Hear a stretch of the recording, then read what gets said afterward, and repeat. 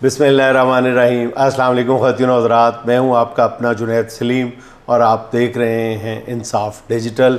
नाज़रीन, आज बात शुरू करते हैं सुप्रीम कोर्ट की कार्रवाई से, जिसमें आज दूसरे रोज़ भी मखसूस नशिस्तों वाले केस की समाअत जारी रही और बड़ा आज मारा मारी का दिन था, गर्मा गर्मी का दिन था। बहुत मज़ेदार समाअत थी, सुनने के लायक थी, देखने के लायक थी, क्योंकि कल की समाअत के दौरान सुन्नी इत्तेहाद कौंसिल के वकील फैसल सदीकी और कंवल शोज़ब के वकील जो हैं बैरिस्टर सलमान अकरम साहब, उनको जजेस की तरफ से बहुत सख्त सवालात का सामना करना पड़ा और यूँ महसूस हो रहा था कि जैसे मखसूस नशिस्तों वाला मामला जो है उस पर तहरीक इंसाफ को बहुत टफ़ टाइम मिल रहा है। और कल की समाअत के आखिर में जजेस ने हुक्म दिया था कि अगली समाअत पर उन्हें यह बताया जाए कि सुन्नी इत्तेहाद कौंसिल के सरबराह साहबजादा हामिद रज़ा साहब ने आज़ाद हैसियत में इलेक्शन लड़ा था या अपनी जमात यानी सुन्नी इत्तेहाद कौंसिल के टिकट पे इलेक्शन लड़ा था।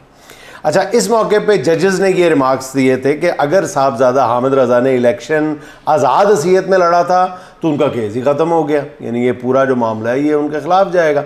आज जब समाअत शुरू हुई है तो वकील फैसल सदीकी साहब ने अदालत में रिकॉर्ड पेश कर दिया और वहाँ से फिर सूरत हाल बहुत ही दिलचस्प मोड़ में दाखिल हो गई और अजीबोगरीबी फिर पांसा पलट गया।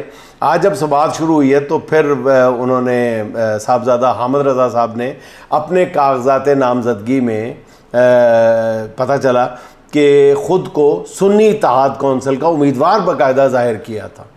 ये बहुत बड़ी डेवलपमेंट थी। कल तक ये अदालत में ये बात वाज़ेह नहीं थी कि साहबजादा हामिद रज़ा साहब ने किस जमात के नॉमिनेशन पेपर पे फ़ाइल किए हैं, लेकिन अच्छा वो उन्होंने सुन्नी इत्तेहाद कौंसिल का उम्मीदवार ख़ुद को ज़ाहिर किया था, लेकिन इलेक्शन कमीशन ने उन्हें सुन्नी इत्तेहाद कौंसिल का इंतखाबी निशान घोड़ा देने से इनकार कर दिया था और उन्हें फिर बअमर मजबूरी आज़ाद उम्मीदवार करार दे दिया गया। अदालत में इस बात के इंकशाफ पे फिर सूरत हाल यकसर बदल गई और फिर रंग भी कई उड़ते नज़र आए अदालत में। इस मौके पे जस्टिस अतर मनीला साहब ने रिमार्क्स दिए कि भाई इससे तो साबित हो गया कि कौमी असम्बली में सुन्नी इत्तेहाद कौंसिल की ये पहली नशिस्त थी, यानी इससे सुन्नी इत्तेहाद कौंसिल का जो पार्लिमानी जमात होना है वो साबित हो गया। और फिर आज की समाअत के दौरान जस्टिस काजी फाइज़ साहब बड़े मतलब जुज़बुज़ नज़र आए, परेशान नज़र आए, कल की तरह तज़ादात का शिकार भी नज़र आए और सुन्नी इत्तेहाद कौंसिल की तरफ से जमा कराई गई जो ताज़ा दस्तावेज़ात थी उन्होंने चीफ जस्टिस के इस मौक़िफ़ को बिल्कुल उड़ा के रख दिया, लीरो लीर करके रख दिया कि सुन्नी इत्तेहाद कौंसिल ने तो इलेक्शन लड़ा ही नहीं था, इन्हें मखसूस नशिस्तें मिल ही नहीं सकती। तो आज जो सूरत हाल सामने आई है वो बिल्कुल ही और थी। अच्छा, दूसरी तरफ चीफ जस्टिस साहब वो कहते रहे कि आज़ाद अरकान तहरीक इंसाफ में शामिल हो जाते, मगर इलेक्शन तो तहरीक इंसाफ में ने भी नहीं लड़ा था। तो तहरीक इंसाफ से ख़ुद काजी साहब ने बल्ले का निशान छीन लिया और इलेक्शन कमीशन ने उन्हें फिर उन्हें कहा था कि आप इलेक्शन नहीं लड़ सकते। मतलब काजी साहब हर बात पे आज कल की तरह तज़ादात का शिकार नज़र आ रहे थे, उनसे कोई बात जो थी वो बन नहीं पा रही थी। और आज मज़ीद डेवलपमेंट उनके रवैये के हवाले से ये थी कि वो अपने साथी जजेस के साथ कल से ज़्यादा आज मज़ीद उलझते हुए नज़र आए और पूरी समाअत के दौरान बल्ले के निशान वाला जो मामला था वो काजी साहब की एक तरह से वो काजी फायज़ी साहब की वो छेड़ बना रहा। मतलब जैसे कोई मोहल्ले में किसी बुज़ुर्ग के पीछे बच्चे पड़ जाते हैं, इसी तरह बाज़ मतलब काजी साहब के बारे में ये तासुर है कि काजी साहब चिढ़ने लग गए हैं अब इस बात से। तो जस्टिस अतर मनीला ने जब ये कहा कि आज भी कि बल्ले के निशान वाले फ़ैसले की गलत तशरीह की वजह से तमाम बिगाड़ शुरू हुआ है, उन्होंने कहा कि इलेक्शन कमीशन की गलत तशरीह की सज़ा किसी जमात को नहीं दी जा सकती। इस बात पे फिर चीफ जस्टिस साहब बहुत बरहम हुए। उन्होंने फिर वकील मखदूम अली ख़ान से मुखातिब होकर कहा कि यहाँ लोग डिक्टेटर के सामने हक बात कहने से डरते हैं। तो चीफ जस्टिस ने फिर उनसे कहा कि मखदूम अली ख़ान साहब से कहा कि आप भी डिक्टेटर के दौर में अटार्नी जनरल रहे हैं, जबकि मैंने परवेज़ मुशर्रफ के दौर में PCO जजेस के सामने पेश होने की बजाय वकालत छोड़ दी थी। जबकि कुछ लोग, अब उनका इशारा जस्टिस अतर मनीला साहब की तरफ था, जब वो ये कह रहे थे कि मैंने तो परवेज़ मुशर्रफ के दौर में पीसीओ जजेस के सामने पेश होने की बजाय वकालत छोड़ दी थी, जबकि कुछ लोग डिक्टेटर के दौर में मामूली वज़ीर बन गए थे। ये जस्टिस अतर मिनल्ला की तरफ इशारा था, जो परवेज़ मुशर्रफ साहब के दौर में कुछ अरसे के लिए केपी में सूबाई वज़ीर रहे थे। अच्छा, बल्ले का निशान वापस लेने के फ़ैसले के बार बार जिक्र पे ना बस फिर बिल आखिर चीफ जस्टिस साहब की बस हो गई और वो ज़िच हो गए। एक मौके पे तो मतलब उन्होंने चीफ साहब ने यहाँ तक कह दिया कि फ़ैसले के असरात हो सकते हैं, मगर ये बल्ले के निशान का केस नहीं, ये इंट्रा पार्टी इलेक्शन ना कराने का केस था। अब उन्होंने एक नया टर्न लिया कि जी बल्ले का निशान मामला नहीं था बल्कि इंट्रा पार्टी इलेक्शन था। भाई कान को इधर से पकड़े इधर से पकड़े, बात तो वही है। इसके बावजूद जब दूसरे जज हजरात जो है वो बल्ले के निशान वाले केस का जिक्र करते रहे तो चीफ जस्टिस साहब जो है वो इस कदर बरम हो गए कि उन्होंने कहा कि अब कोई बल्ले के निशान वाले केस का जिक्र ना करे, क्योंकि इस केस में नज़रसानी की अपील जो है वो ज़ेर-ए-इल्तवा है। हालांकि कल तक वो इस बात से बेखबर थे कि इस हवाले से कोई नज़रसानी की अपील जो है वो ज़ेर-ए-इल्तवा है, और उन्होंने कहा जी मुतल्लिका जज के अलावा कोई इस पे बात नहीं कर सकता। हालांकि खुद चीफ जस्टिस इस मामले पे बरतानवी हाई कमीशन को ख़त भी लिख चुके हैं। अच्छा, जिसमें वो अपने फ़ैसले का दिफा करते हुए नज़र आ रहे हैं। अच्छा, आज की समाअत के दौरान जस्टिस अतर मिनल्ला, जस्टिस मंसूर अली शाह, जस्टिस मुनीब अख्तर और जस्टिस आयशा मलिक, जिनकी मैं बहुत इज़्ज़त करती, जस्टिस आयशा मलिक साहबा को मैं सच्ची बात है इस केस से पहले सिर्फ कॉरपोरेट मैदान में समझता था कि वो अथॉरिटी समझी जाती हैं, लेकिन वो आइनी अमूर की भी गज़ब की माहिर साबित हुई हैं। मैंने पिछले 1-2 केसेस में देखा है जस्टिस आयशा मलिक साहबा के जो एटीट्यूड और रिमार्क्स सुने हैं तो वो गज़ब के, उन्होंने फ़ैसले जो तहरीर किए वो भी बड़े ज़बरदस्त हैं। अच्छा, आज की उन्होंने जो इन 5 जजेस ने जो रिमार्क्स और कानूनी सवालात उठाए थे, उनसे इलेक्शन कमीशन के वकला बहुत परेशान थे। बाकायदा उनकी परेशानी जो थी वो उनके चेहरों पे नज़र आ रही थी। उनसे मतलब सवालों के जवाब दिए नहीं जा रहे थे। बिल्कुल ऐसी वही हालत हुई थी जिस तरह मतलब शौहर की हालत होती है ना, जब उसका मोबाइल बीवी के हाथ लग जाता है तो बीवी सवाल करने शुरू कर देती है तो शौहर से किसी सवाल का जवाब नहीं दिया जाता। तो यही हाल आज इलेक्शन कमीशन के वकील का भी था। मतलब, और अच्छा दिलचस्प बात ये थी कि जब भी इलेक्शन कमीशन के वकील किसी कानूनी नुक्ते पे फंसते थे तो चीफ जस्टिस साहब उनको रेस्क्यू करने चले आते थे और कहते थे चले आगे बढ़े, चले आगे बढ़े, चले आगे अगली बात करें, आगे बढ़े, आगे बढ़े। तो जस्टिस आयशा मलिक साहबा ने रिमार्क्स दिए कि जिस पार्टी ने 5 नशस्तें सिर्फ जीती हैं उसे 20 मखसूस नशस्तें कैसे दी जा सकती हैं। इससे पहले कि वकील इस पर कोई जवाब देता, चीफ जस्टिस साहब ने कहा कि बिल्कुल दी जा सकती है, कानून में यही लिखा है। आयशा मलिक ने कहा कि फिर आप हमें मतनासर नुमाइंदगी का असूल समझा दें, और चीफ जस्टिस ने रिमार्क्स दिए कि हमें तो सिर्फ लिखा हुआ आइन देखना है बस। और फिर जस्टिस मंसूर अली शाह साहब ने कहा कि अवाम के बुनियादी हकूक़ का तहफ़्फ़ुज़ हम सब की ज़िम्मेदारी है। और चीफ साहब ने फिर कहा कि हम दोबारा आइन नहीं लिख सकते। मंसूर अली शाह साहब ने चीफ जस्टिस साहब से कहा कि आप जिस तरह आइन को देखते हैं मैं ऐसे नहीं देखता। एक मौके पे तो इस सारी बहस से यूँ महसूस हो रहा था कि खुदा न खास्ता कोई जजेस आपस में ना लड़ पड़े, इतनी ज़्यादा गर्मा गर्मी हो रही थी। तो फिर इस मरहले पर जस्टिस या अफरीदी साहब ने कहा कि मेरा ख्याल है कि अब हमें चाय का एक कप पीना चाहिए, जिस पर अदालती कार्रवाई में वक्फा कर दिया गया। अच्छा, ब्रेक के फ़ौरन बाद कार्रवाई दोबारा शुरू हुई तो जस्टिस अतर मिनल्ला साहब के रिमार्क्स ने एक बार फिर सारों को हैरान कर दिया। उन्होंने कहा कि मैं इंतहाई एहतराम से कह रहा हूँ कि आज आइन की पासदारी नहीं हो रही।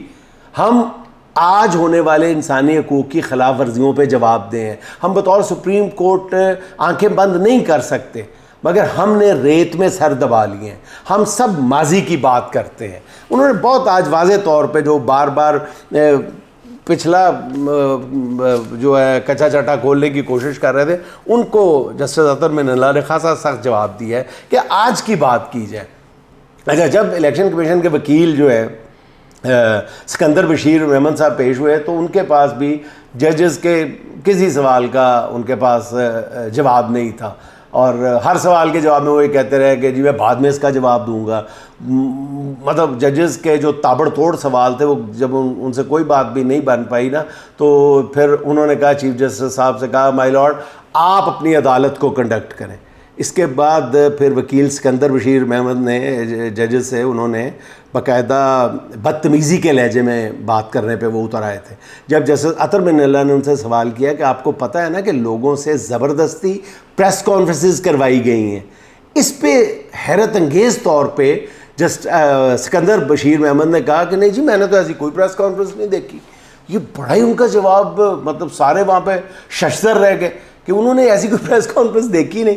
और किसी सवाल पे वो ये कहते पाए गए कि ये सवाल मेरे मुतल्लिका नहीं है, मैं इसका जवाब क्यों दूं। जिस पर जस्टिस आयशा मलिक साहब और जस्टिस याहिया अफरीदी ने कहा कि आपका ये तर्ज अमल ठीक नहीं है। इसके बाद फिर इलेक्शन कमीशन के वकील ने केस में वक्फे की दरख्वास्त कर दी और अदालत ने केस जो है वो 27 जून जुमेरात तक मुलतवी कर दी। आज जब इलेक्शन कमीशन के वकील जो जजेस के और वकला के सवालात के जवाब नहीं दे पा रहे थे और उनकी बेबसी जो थी, वो बिल्कुल देख के मुझे वो बात याद आ गई कि एक फ़कीर बंदे से कहता है कि अब पैसे दे दो, तो बंदा कहता है टमाटर खाओ। टमाटर खाओ, फ़कीर कहता है, फिर तो कहता है कि कुछ तो दे दो, बंदा फिर कहता है टमाटर खाओ। फ़कीर कहता है चलो खाना ही खिला दो, बंदा कहता है टमाटर खाओ। तो फ़कीर कहता है, गुस्से में आगे कहता है क्या रट लगाई हुई है, टमाटर खाओ टमाटर खाओ टमाटर खाओ। तो करीब ही उस बंदे की बीवी खड़ी होती है, वो कहती है असल में मेरे शौहर तोतले हैं, वो ये नहीं कह रहे टमाटर खाओ, वो कह रहे हैं टमाटर खाओ, टमाटर खाओ। तो यही हाल आज इलेक्शन कमीशन के वकील साहब का था कि वो अपनी बात समझा नहीं पा रहे थे। तो फिर चीफ जस्टिस साहब ने कम से कम उनकी जो मुश्किल है वो ये कह के आसान कर दी कि ये कह रहे हैं कि कमा कर खाओ। अब सच्ची बात पूछे तो आज की इस बात को देखते हुए हर कानून जानने वाले को बिल्कुल वाज़े तौर पे ये लग रहा है कि ये जो मामला है मखसूस नशिस्तों वाला, ये मखसूस नशिस्तों का कम और कोई एक्सटेंशन का मामला, शायद किसी की एक्सटेंशन का मामला ज़्यादा लग रहा है। जजेस बाकायदा इख्तलाफात का शिकार नज़र आए और मेरे ख़्याल में इस केस में मुत्तफ़िका फ़ैसला जो है उसकी उम्मीद कम है, क्योंकि अब तक की समाअत के दौरान 9-10 जजेस की पोजीशन बिल्कुल वाज़ेह है और जो फ़ैसला भी आएगा वो 2 या 3 जजेस की राय से आएगा। उनका फ़ैसला जो है वो डिसाइड करेगा कि ऊँट किस करवट बैठता है। अच्छा जी, अब बात कर लेते हैं शर्मनाक और गलीज़ केस, जिसको मैं बाबांगे दोहल कहता हूँ, डंके की चोट पे कहता हूँ। इंतहाई शर्मनाक है, जो हमारे पूरे ये जो हमारा निज़ाम इंसाफ है उस पर नहीं बल्कि पूरे माशरे के मुंह पे थप्पड़ है, वो है इद्दत केस, जिसमें आज सज़ा मुअत्तली की अपील पर फ़ैसला हो गया है लेकिन महफूज कर लिया गया। एडिशनल सेशन जज मजोका साहब की अदालत में पहले इमरान खान के वकील बैरिस्टर सलमान सफदर साहब ने दलाइल दिए थे और अपने मखसूस और जानदार अंदाज में उन्होंने 2.5 घंटे तक दलाइल देते हुए इद्दत केस को उन्होंने उड़ा के रख दिया। और बड़ी उन्होंने ज़बरदस्त बात उन्होंने बताया कि अदालत को बताया कि ख़ावर मानेका साहब के 5 बच्चे हैं और इनमें से किसी एक ने भी अपने बाप के मौक़िफ़ की हमायत नहीं की और ना ही कोई इस केस में गवाह है। इस केस का वाहिद गवाह एक सियासी पार्टी का रहनुमा ओन चौधरी है। अब ओन चौधरी के बारे में उन्होंने, ज़ाहिर अदालत थी और तो कुछ नहीं कह सकते थे, वरना ओन चौधरी साहब के बारे में कहने के लिए सारे लोगों के पास बहुत कुछ है, लेकिन खामोशी बेहतर है। अच्छा, फिर बैरिस्टर सलमान सफदर ने ट्रायल कोर्ट के दायरा इख्तियार को ही चैलेंज किया। उन्होंने कहा कि ये केस अगर बनता भी है तो इसका दायरा इख्तियार लाहौर है। उस पर सलमान सफदर ने बताया कि मतलब इस केस की फ़र्द जुर्म पर बुशरा बीबी के दस्तखत नहीं है। अदालत ने 12-12 घंटे की समाअत करके 2 रोज़ में केस का फ़ैसला सुना दिया और सिर्फ इसी चीज़ पर इसकी सज़ा जो है वो मुअत्तल हो जानी चाहिए। इसके बाद फिर ख़ावर मानेका के वकील जाहिद आसिफ ने दलाइल दिया। अच्छा, उन्होंने जाहिद आसिफ ने आते ही ना सबसे ज़्यादा जो ज़बरदस्त बात की कि वो मजबूर हो गए बैरिस्टर सलमान सफदर की तारीफ़ करने पे। और उन्होंने कहा कि जी वो कमाल के काबिल वकील है और हर बंदा उनकी तारीफ़ करता है। और एक मौके पे दलाइल देते हुए उन्होंने भारतीय फिल्म खुदा गवाह का गाना भी गुनगुनाना शुरू कर दिया। इस पर जज साहब भी हैरान हो गए और इस तरह के बहरहाल उनके दलाइल मुकम्मल हुए, जिसके बाद अदालत ने ये फ़ैसला महफूज कर लिया। 27 जून को 3 बजे ये इस केस का फ़ैसला सुनाया जाएगा। अब मरकज़ी अपील जो है इस केस की, वो उसका फ़ैसला जो है उसकी समाअत जो है वो 2 जुलाई को होगी। इमरान खान के लिए 27 जून का जो दिन है वो बहुत अहम है, क्योंकि उसी दिन उनकी इद्दत में निकाह की सज़ा मुअत्तल करने की दरख्वास्त पर फ़ैसला सुनाया जाएगा। और अहम यह है कि अगर तो सज़ा मुअत्तली की दरख्वास्त खारिज हो गई तो फिर तकरीबन 1 माह मज़ीद चलेगा ये केस। लेकिन अगर सज़ा मुअत्तल हो जाती है तो फिर देखना ये है कि खान साहब की कौन से नए मुकदमे में गिरफ़्तारी डाली जाती है, क्योंकि इद्दत केस आखिरी केस है जो इस वक्त तक कायम है, जिसमें सज़ा कालअदम या मुअत्तल होगी। अब ज़रा ये बताते हैं कि तोशा खाना के इस नए केस में इमरान खान की गिरफ़्तारी का ज़्यादा इम्कान है, जिस पे वट्टे डालने की कोशिश की जा रही है, उसको वज़नी बनाने के लिए कोशिश की जा रही है। और इसी हवाले से नाज़रीन एक और भी आपको ख़बर देता चलूँ कि ये जो इलेक्शन ट्रिब्यूनल जिस अंदाज़ में चल रहे हैं, उसके बाद नून लीग की हाई कमान ने ये फ़ैसला किया है कि फार्म 45 और 47 जिन के मामला जो है इस्लामाबाद में और लाहौर में तो कर नहीं सकते, इस्लामाबाद की 3 नशस्तों से जो नून लीग के MN फॉर्म 47 पे जीते हुए हैं, 45 पे हारे हुए हैं, वो एहतजाजन एक तरह से इस्तीफ़ा दे दें। नून लीग इससे 2 फ़ायदे हासिल करना चाहती है। एक तो इस्टेब्लिशमेंट पे दबाव डालेगी कि अगर ये सिलसिला शुरू हो गया तो फिर ये रुकने का नहीं है, और दूसरा अदालतों पे भी दबाव डालने में कामयाब हो जाएगी। तो अभी तक इस पे हतमी फ़ैसला नहीं हुआ, लेकिन मेरे ज़रा ये बताते हैं कि इस बात का गालिब इम्कान मौजूद है। नवाज़ शरीफ साहब इस बात के हक़ में हैं कि इन तीनों नशस्तों से नून लीग एहतजाजन इस्तीफ़ा देते हैं। तो देखिए आगे चल के क्या होता है। तो नाज़रीन आज की आखिरी बात 2 अशार सुन लें शुएब बिन अज़ीज़ साहब के।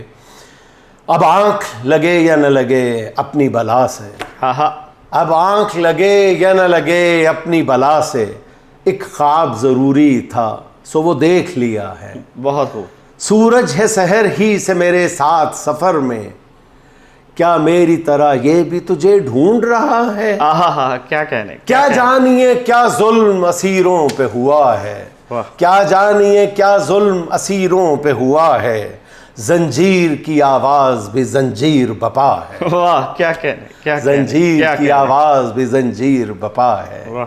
नाज़रीन खुश रहें, खुश रखें। आपसे मुलाकात होगी इंशाअल्लाह अगले व्लॉग में। अल्लाह।